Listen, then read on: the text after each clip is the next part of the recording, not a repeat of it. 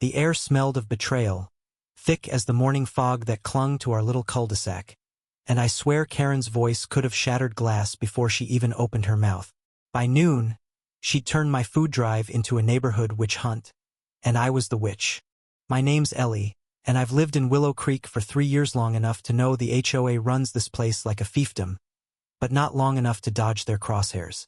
I'm 27, a part-time barista with a knack for organizing, and I'd spent weeks planning a food drive for families hit hard by the factory layoffs.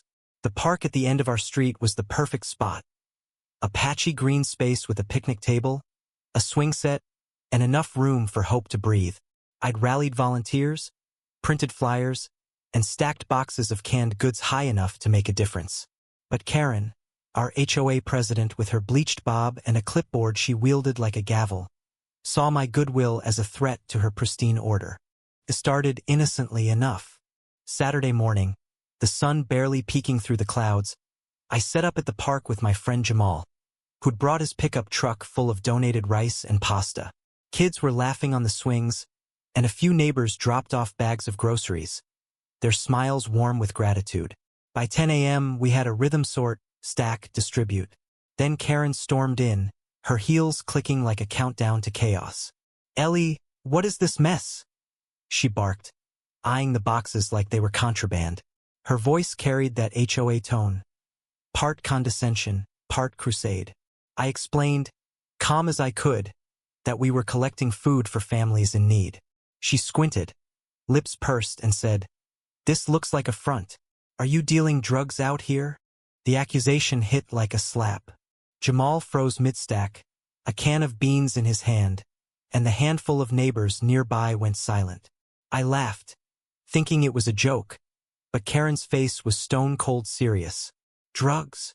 I said, voice cracking. "Karen, these are canned peaches and macaroni. We're helping people."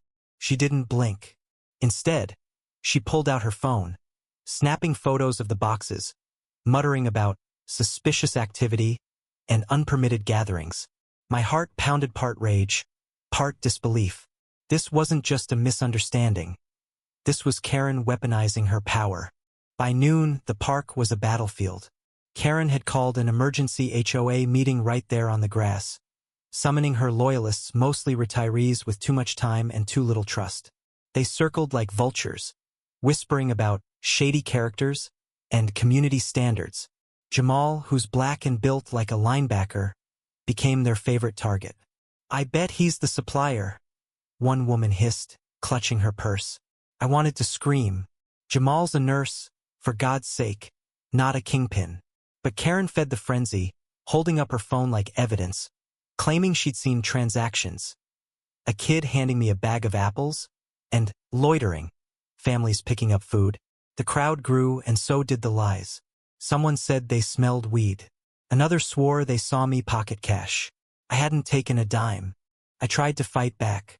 "Look at the flyers," I shouted, waving one that read Willow Creek Food Drive. "Support our neighbors." I pointed to the boxes, spilling over with soup cans and cereal. But Karen was relentless. "This is a cover," she declared, her voice booming. "We won't let drug dealers ruin our community." The word dealers landed like a grenade. A few neighbors gasped. Others nodded, eating up her performance. My volunteers, mostly college kids and single moms, looked scared. One, a shy girl named Mia, started crying. I felt my chest tighten, the weight of their trust crushing me. I wasn't just defending myself. I was defending them, their hope, their hunger. Then came the cops. Karen had called them, claiming an illegal operation. 2 officers rolled up, lights flashing, and the park went dead quiet. I explained everything, my voice shaking but steady, showing them the permits I'd filed with the city. Thank God I'd dotted my I's. The older cop, Officer Daniels, looked at the boxes, then at Karen, his brow furrowed. "Ma'am, this looks like a food drive," he said. Karen doubled down, insisting she had proof on her phone. The younger cop scrolled through her photo scans. Boxes, me handing a bag to a mom with a toddler. "This is your evidence?" he asked, skeptical. Karen's face reddened, but she didn't back off. Check their bags, she demanded. You'll find drugs. They didn't. They searched every box, every bag, even Jamal's truck. Nothing but food.